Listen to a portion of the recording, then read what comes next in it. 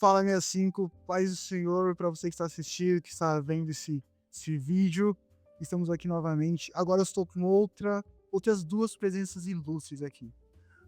Eu sou o Douglas e esse é o Webster, pouco conhecido de vocês aí.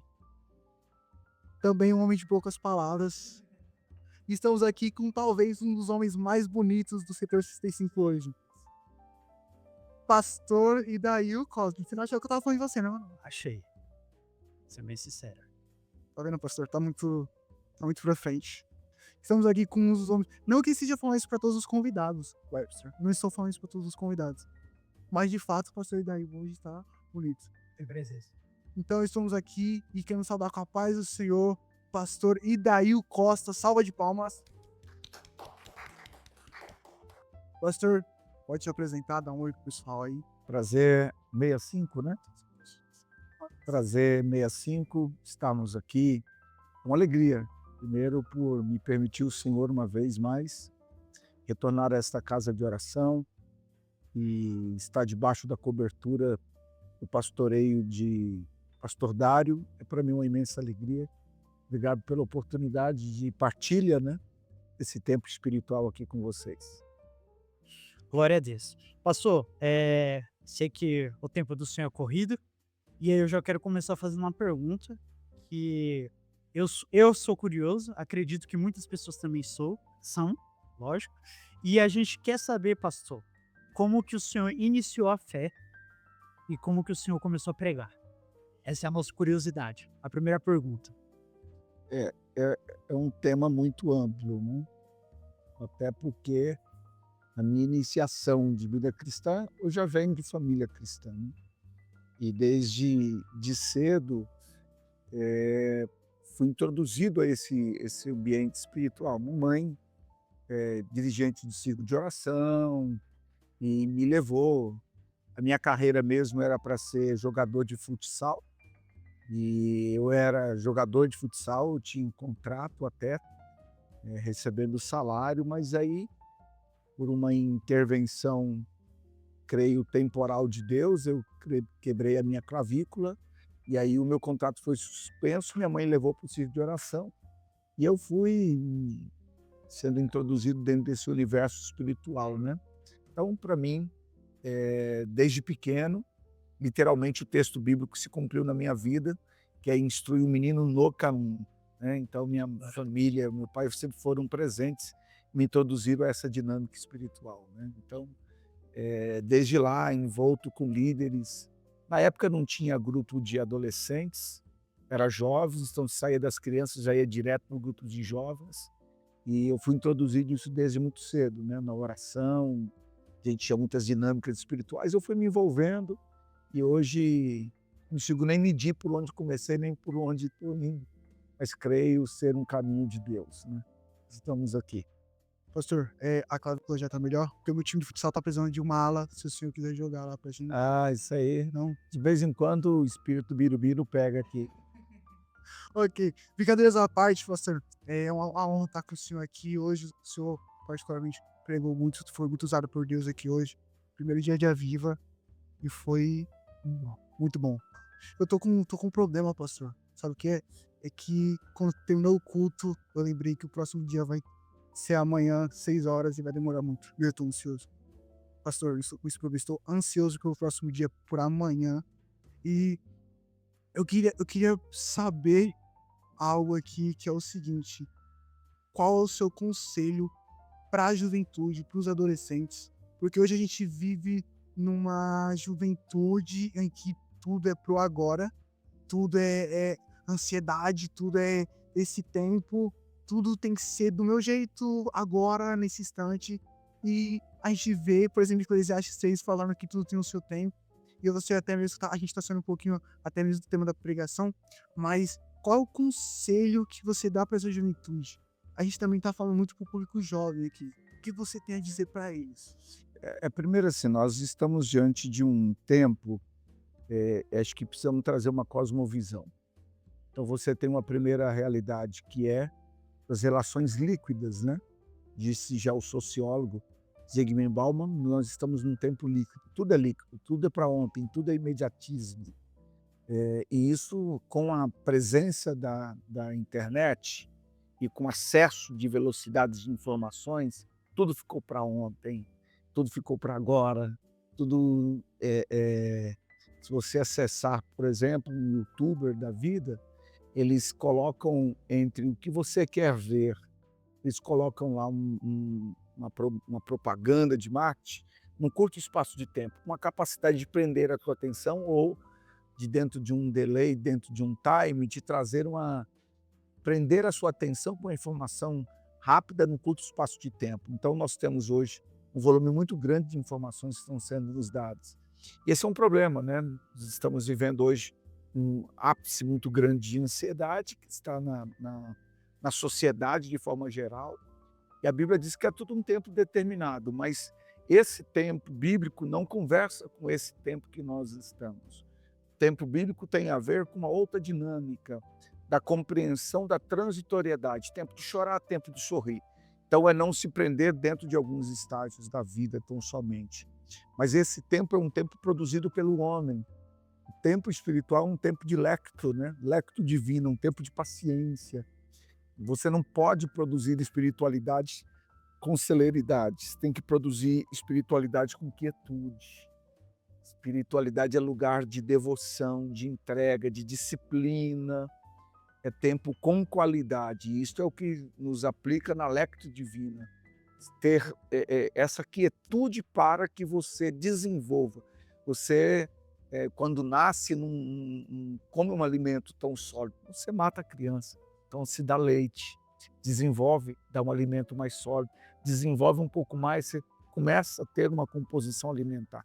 Espiritual, você não pode dar uma descarga de um grande conteúdo, você mata a pessoa. Então você tem um processo dinâmico, sim, mas pedagógico, que se desenvolve com o fator tempo.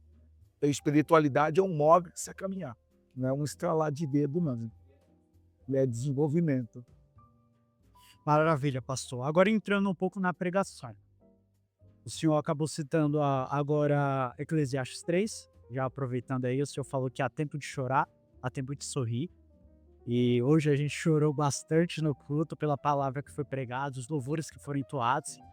E uma coisa que me chamou a atenção na pregação do senhor foi a questão do sofrimento. O senhor abordou bem a questão do sofrimento. A gente vê dentro da Bíblia Jó sofrendo e, particularmente, a gente não tem um motivo do porquê, né? A gente vê Jó ele sofrendo e Deus aprovando Jó. E era um homem justo, íntegro, reto. E minha pergunta para o senhor envolvendo o sofrimento, como que a gente pode lidar com isso? Porque hoje a gente vê alguns louvores, por exemplo, que quer que a gente esteja por cima. E o senhor foi muito feliz na pregação dizendo que não é bem isso. Que aqueles que olham para a cruz irão passar pelo sofrimento. Então, qual é o conselho que o senhor daria referente a isso aí? Que a gente sempre vai passar por sofrimento, né?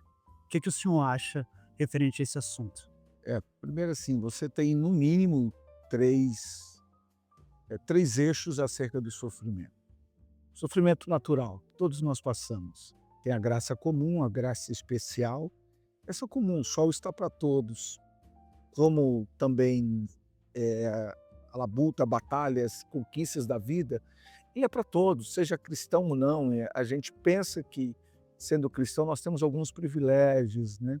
Isso não é uma verdade. Os processos naturais todos nós temos que passar. Você tem que estudar tanto quanto eu para galgar alguma posição.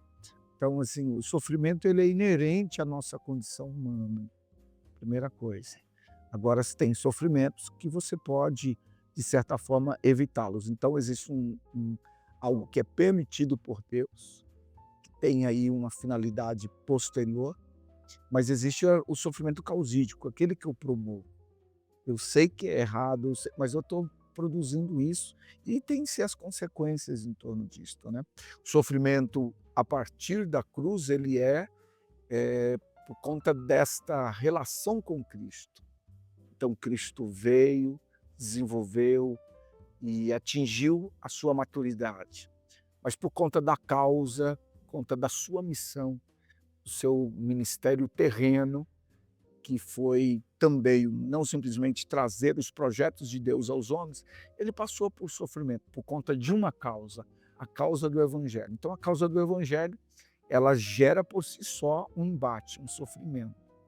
Segundo o sofrimento na escala de Paulina, tem a ver com a nossa vida eterna. Então a própria Bíblia vai dizer que o céu é tomado à força, né? Então você tem que se esforçar para produzir, porque você se desprende da vida terrena para a vida espiritual. E esse trânsito, mesmo estando aqui hoje, um homem carnal, coabitando com uma proposta de mentalidade espiritual. Então você sofre por esse trânsito entre a luta entre a carne e o espírito, segundo Gálatas 5, versos de número 20 e 22, que é uma batalha que está em produzir o fruto do espírito e as obras da carne, né? Então, é moldar o caráter para esta verdade espiritual. O fruto do Espírito, que é o caráter de Cristo, precisa ser produzido em nós. Isso não é fácil, é uma mutação da nossa essência, né? Mas isto é possível de fazer porque nós estamos debaixo da presença do Espírito Santo. Segundo aspecto, temos a orientação bíblica, que é a palavra do Senhor. Se nós amamos e guardamos a palavra do Senhor, nós temos a graça de Deus e mais a ajuda do Espírito Santo nos capacitando. Então, o sofrimento ele é inerente, mas eu posso evitar alguns sofrimentos, sim. Mas eu posso também compreender à luz da Bíblia que todos aqueles que abraçaram a causa de Cristo sofrem por amor ao Evangelho. Eis um dos grandes quesitos, né? Meu Deus do céu, muito conhecimento, muito conhecimento. É muito conhecimento para pouquíssimo tempo de vídeo. Mas se eles quiserem ver a pregação, esse culto maravilhoso, tem que fazer o que, Albert? Albert não, Webster. Que confundi. Não, tá se fugindo. Galera, YouTube, ADSE65 ou AD Belém Cidade Pava. Acesse aí que a pregação vai estar na íntegra e você vai entender o porquê que eu perguntei isso. Acesse lá e você vai ver lá, ó, o culto, uma benção. E sobre o Albert, provavelmente vocês vão entender nos próximos vídeos também. Ó, pastor, a gente já tá chegando no final. Tem mais umas 2 perguntinhas aqui e vou pegar até minha colinha aqui, tá bom? Como o Webster disse, pregação maravilhosa, Deus te usou tremendamente, que ele continue te usando cada vez mais. Bondade. Eu peguei aqui uma frase que o senhor falou, que pode corrigir se estiver errado, tá bom? A cruz só é útil para os cristãos espirituais, só serve para quem está do lado de dentro. Eu queria que o senhor explicasse um pouquinho mais para aquela pessoa que talvez não viu, pode ser de uma forma resumida, do jeito que o senhor quiser e gostar. Essa frase ela me impactou e eu entendi ela porque eu estava no culto. Mas para quem ouve essa frase isolada, como é que o senhor explicaria, o que o senhor falaria para essa pessoa? Nós temos assim a compreensão, para os cristãos é Cristo. Cristo é a essência. Para a nossa referência, como eu falei, a cruz divide a história, o antes e o depois. Que a partir da cruz nós recebemos a vida de Cristo Jesus. Então a cruz ela só serve para nós, os que professam a fé em Cristo Jesus. João vai dizer no Evangelho do Senhor, ele vai dizer assim, que todos aqueles que o receberam, que creram em Cristo, tornaram filhos de Deus. E automaticamente se tornaram filhos de Deus porque creram nas suas obras, nos seus ensinamentos, e a partir daí também abraçaram o seu sofrimento. E o ápice do sofrimento de Cristo é a cruz, a morte, né? Como também, de um outro lado, o cumprimento da promessa em vida, né? Ele trouxe a morte. Os romanos pensaram que trariam final para o ministério de Cristo, mas ele ressuscitou ao 3º dia. Então a morte de Cristo é para nós um triunfo, porque ele morreu, ressuscitou, e se nós seguirmos a ele, nós recebemos também a vida de Cristo Jesus de igual modo. Então ela é só útil para nós os que cremos, porque partindo do sofrimento, a cruz é lugar de sofrimento, e não há nenhum prazer para os homens em torno disso. Mas para nós que professamos a fé, ela é útil para os que estão do lado de dentro, aqueles que abraçaram essa causa. Amém? Essa perspectiva. Por fim, minha última pergunta para o Douglas fazer aqui, ó, as perguntas rápidas, para a gente encerrar, baseado na pregação do Senhor. Nós estamos aqui numa semana de avivamento. Para você que não sabe o contexto aqui, estamos na semana de avivamento por agradecimento a Deus por 10 anos do nosso setor. setor 65, e com base na pregação do Senhor. Qual a importância da cruz no avivamento? É total. Total por também 2 grandes eixos. Morte de Cristo, ressurreição, ascensão aos céus. E ele disse, eu não deixarei vocês órfãos, rogarei ao Pai e vai enviar o Consolador. A ascensão de Cristo é a descida do Espírito. E o que é o avivamento? É a descida do Espírito Santo, é a presença do Espírito. É o governo, a dispensação na graça através do governo do Espírito. Então o Espírito Santo está em nós porque Cristo rogou ao Pai. Então é para nós de suma importância a presença do Espírito, o avivamento, porque ele uniu o corpo espiritual. Cristo é o cabeça desse corpo, mas ele uniu. O Espírito Santo é que une a igreja e faz este corpo espiritual se tornar uma realidade. Então, avivamento é a presença do Espírito Santo de Deus em nós. É reacender, e nós precisamos buscar isso.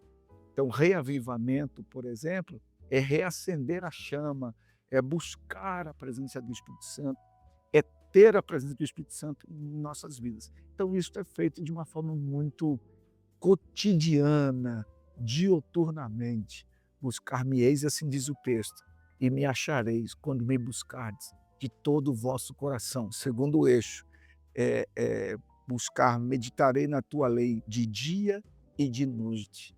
Então, eu me deletarei em torno disto, porque eu buscarei a presença do Senhor de dia e de noite. Então, assim como um homem físico, corpo, matéria, precisa do alimento, do descanso, nós também precisamos no espiritual nos alimentarmos da presença de Deus e da sua palavra, né? Então essa é uma dinâmica cotidiana e necessária para quem é espiritual, para quem está do lado de cá, né?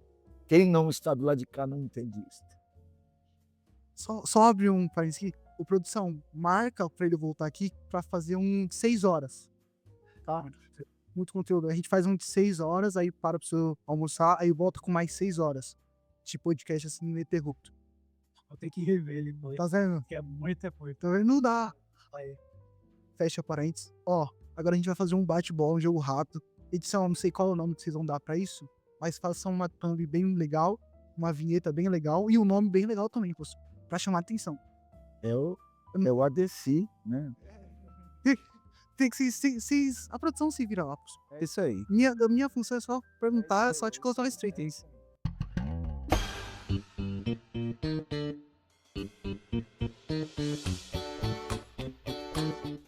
Pra encerrar aqui, jogo rápido, vou falar, o Webster também. Tá vendo? Ele tá mexendo no straight porque ele sabe que isso aqui é perigoso. Sabe? Então vou perguntar e o senhor responde com uma palavra ou uma frase, tá bom? Ok. Entendeu? Então vamos lá. Um time. Corinthians. Eu gostei. Me colocou na fogueira agora, né? Eu tenho muita sensação. Corta essa parte. Corta essa parte. Um esporte. O futebol era. Hoje tô praticando levantando o garfo só. Tem certeza que não quer ser aula do meu time, pastor? A gente tá precisando muito. Não, mas já foi, esse tempo já foi. Um versículo.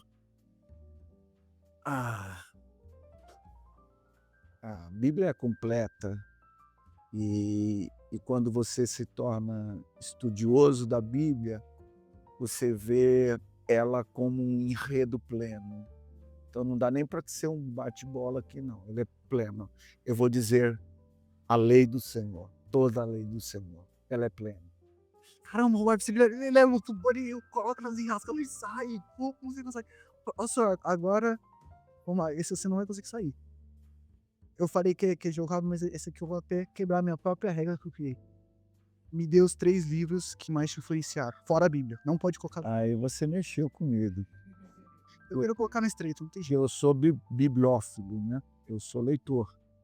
Então, eu tenho vários segmentos de leituras, né? Então, de vários segmentos de leitura, de liderança, por exemplo, eu posso indicar um. Quem mexeu no meu queijo, um livro excepcional.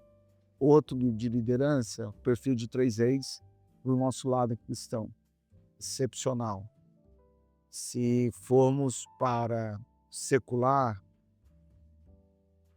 Tem muitos, mas acredito que tem um livro muito grandioso para mim, que li ele recente, chamado Misericórdia, que é um livro de um cardeal chamado Walter Casper, que trabalha o conceito da misericórdia de forma singular. Eu vou preferir pensar de outra forma. Vou preferir partir da espiritualidade lendo a Bíblia. Eu li a Bíblia 3 vezes, não me agradou. Então eu faço leituras de um livro específico, concluo ele e vou dissecando, esmiuçando. Então a Bíblia é uma base profunda, porque a partir dela você tem os demais livros, né? Então você, podendo beber da Bíblia, você consegue fazer releituras. E temos muitos bons autores que escreveram livros a partir da Bíblia. Secularmente você tem clássicos, né?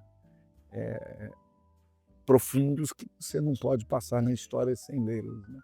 Então você tem vários segmentos para se aprofundar, e aí prefiro ficar com esse livro que é máximo para mim, e dele poder ladear outras conexões com outros livros, né? Eu pensei que eu nem ia sair dessa. A última, um conselho, qualquer um, que mudou a sua vida. Com o tempo, esse para mim é um grande conselho. Tem um verso da Bíblia, você me perguntou de um versículo, vou colocar esse para responder esta pergunta. Tem um texto da Bíblia que inquieta muito quanto a uma vida de propósitos. Jó 22, 28 vai dizer assim: determinando tu algum negócio, se te afirme e a luz brilhará em teu caminho. Esse é um grande versículo, porque nós somos agentes do tempo e nós somos quem determinamos as nossas escolhas. E muitos dos nossos resultados, e falo hoje por ter caminhado um pouco, tem a ver com a maturidade. Então, grandes anseios dessa geração, como se falou, imediatista, porque fazem ou más escolhas ou porque não foram orientados para as escolhas certas. Então, se posso dar um conselho, se aparear com pessoas maduras que possam te orientar, até dentro das tomadas de decisões necessárias para o quanto o caminho existencial. E aí, com boas escolhas, começar e terminar. E começando e terminando coisas, você vai atingir colheitas futuras, né? E se posso incrementar esta orientação, nunca esquecer que o Senhor é tudo, sem Ele nada nós podemos fazer, e viver em oração para que tenhamos cobertura espiritual e, por último, não menos importante, ter a presença do Espírito Santo, que muito nos ajuda para esse caminho. De certo que Deus coloca pessoas importantes para nos ajudar quanto ao caminho, quanto às escolhas, e se você puder, não caminhe sozinho, caminhe com alguém maduro do teu lado que possa te orientar. Pastor, última pergunta, gostou? Muito bom, Adeci. Produção, faz favor, marca um podcast de 12 horas com o pastor Idail Costa, tá bom? Eu não aceito não com resposta aí. Pastor, muito obrigado, e que Deus abençoe o senhor, a sua vida. Vai pro senhor. Muito obrigado, pastor. Vou ter que rever essa conversa aqui, foi uma conversa muito boa. E, exato, mais 5 vezes. Gente, para você que viu esse vídeo, pelo amor de Deus, manda para os seus grupos de WhatsApp aí. Posta lá no perfil da sua igreja, do setor também. Se você for de outro setor, pelo amor de Deus, também poste isso aí, que isso aqui é muito enriquecedor. Também não esqueça de acessar a pregação aqui nesse canal. E também não esqueça de deixar sua inscrição, o seu like e novamente compartilhe esse conteúdo, pelo amor de Deus. E é nóis, valeu e terminamos, né? Valeu, pessoal. Obrigado. Deus abençoe. Paz.